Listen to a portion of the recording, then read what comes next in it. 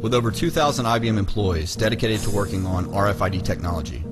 From portal readers to specific applications, enabling the tracking of pharmaceutical drugs, food, vehicles, hospital patients, students, and offering financial solutions for a new financial order.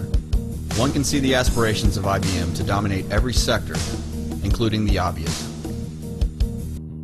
IBM claims in the marketing literature relating to RFID that the planet will be interconnected, intelligent.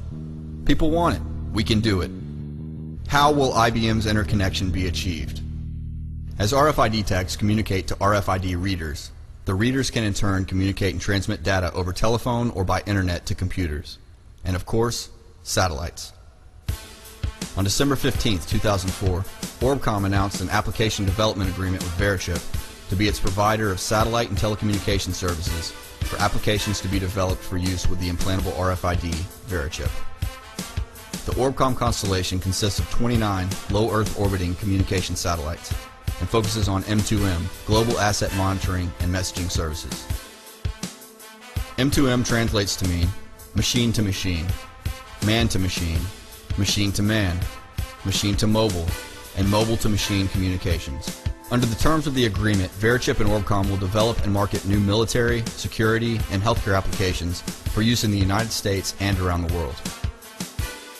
Okay, we now have a patented human implantable microchip, a system that allows you to be tracked via satellite, RFID patents for tracking people, IBM controlling the census, financial transactions monitored and recorded.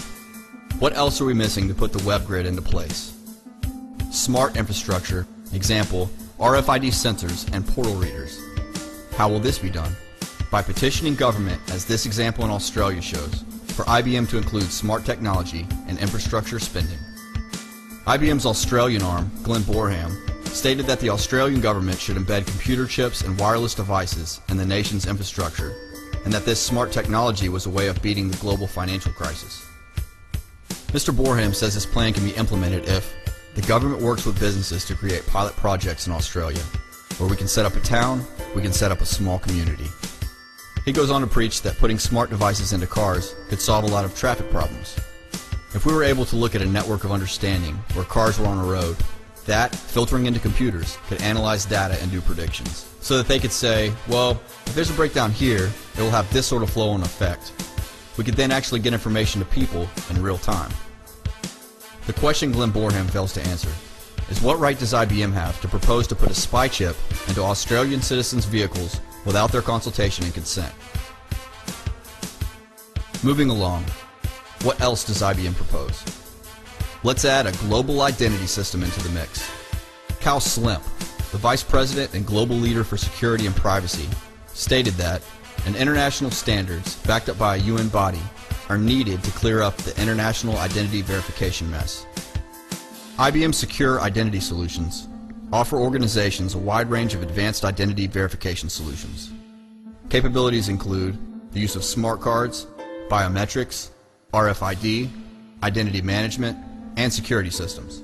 Slimp goes on to say, IBM is trying to create a mosaic for what countries want as good identity management. Wider international cooperation is needed to establish a common language and standards. It is interesting to find out that the common language for exchanging user access information is also known as federated I am. This is an interesting choice of terminology, at the very least. Cal Slimp went on to more grandiose statements to say, what's missing right now is a trusted third party to authenticate trustworthiness. That's rich. IBM has denied their involvement with the Hitler regime. They've denied selling census data to the Nazis, and they now self-appoint their company to be the World Identity Sentinel. Pass and double pass. As we stand on the cusp of the Orwellian Dark Age, we need to realize that verychip is not static technology. When the verychip was first released, it was a crude RFID solution that posed no threat to civil liberties and humanity. But as the evolution of the verychip continues, some red flags have been raised. Scott Silverman goes on to gloat, as we continue to build on our partnership with receptors, which started with the development of the glucose sensing RFID implantable microchip, for diabetics to have the ability to measure glucose levels in their body through an external scanner. We are moving beyond patient identification to sensors that can detect and identify illnesses, viruses such as swine flu and other emerging diseases. This is an exciting next step for the future of our healthcare division. As we have already documented, the shady and questionable FDA approval verychip is obtained. This makes the swine flu pathogen sensor microchip an alarming progression. Sweetheart deals can be struck with the World Health Organization and governments worldwide for verychip to become the swine flu solution when the media hysteria promotes the pandemic. Keep in mind, verychip has gone on record to say that the implantable microchip could be worth a whopping $100 billion in revenue, comprising of 26 vertical markets.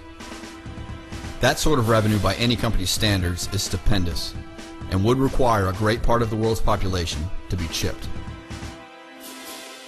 If you thought the unholy alliance of IBM and verychip could not get any worse, it does. Guess which company manufactures the verychip? A little company known as Raytheon.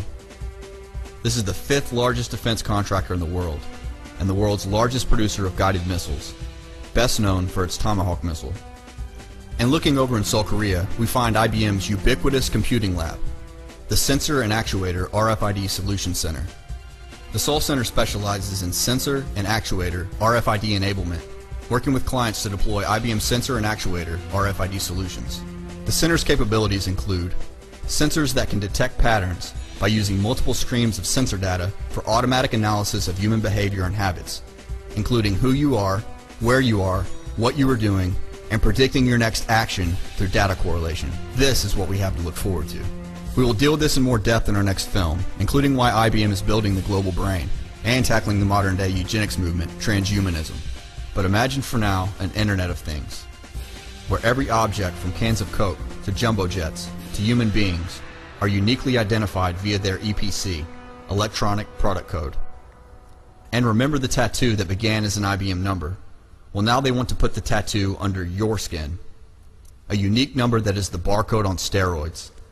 An interconnected, ubiquitous computing, electro-meshed, real-time web, where billions of objects are tracked simultaneously, all through an evolving internet protocol and an ambient intelligence environment.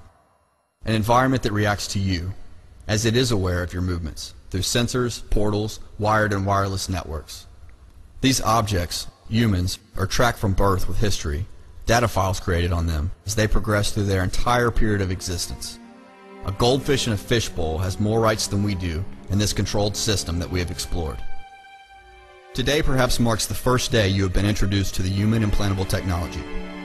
Perhaps you have been aware of it, but pushed it quietly to the background. Rest assured, this is a collective war we are fighting, and although it is not being fought with guns and ammunition, it is being waged on your mind, and your free will is at stake.